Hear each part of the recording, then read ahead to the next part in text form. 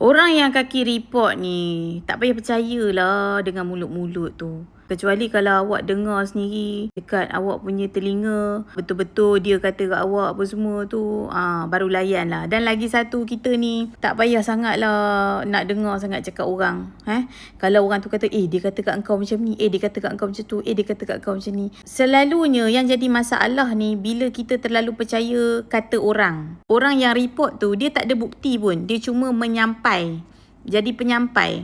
So, buat apa nak dengar cakap dia? Ignore je lah. Sebab ada setengah orang ni yang suka report ni, dia memang suka melaga-lagakan dan suka membuatkan hati kita sendiri sakit. Itu bukan kawan. Itu musuh dalam selimut.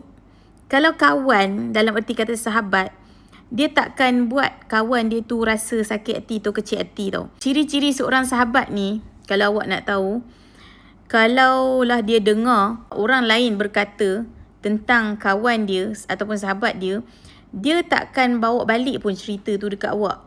Tapi sebaliknya, dia akan torture orang tu. Dia akan marah orang tu dan dia sendiri akan nasihat orang tu.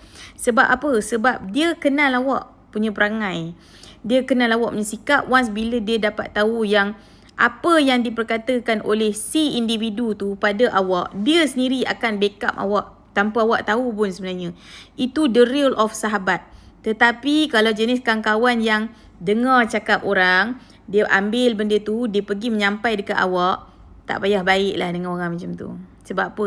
Last kali awak yang akan merana. Member macam tu, dia takkan boleh jadi sahabat pun. Dia sekadar kawan dalam pada masa yang sama, dia mampu untuk menjadi musuh dalam selimut. Sebab apa?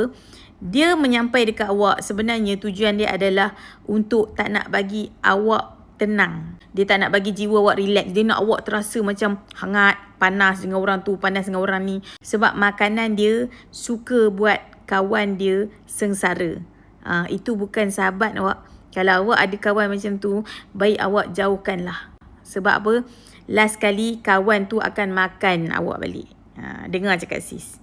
Kalau awak tak percaya, awak cubalah kawan dengan dia lama. Awak takkan tenang pun dengan dia. Awak setiap masa akan sakit. Sebab dia akan bawa cerita. Satu cerita demi satu cerita demi satu cerita. Semua dia akan bawa mulut untuk buat awak rasa tak tenang, tak damai dan sentiasa panas hati.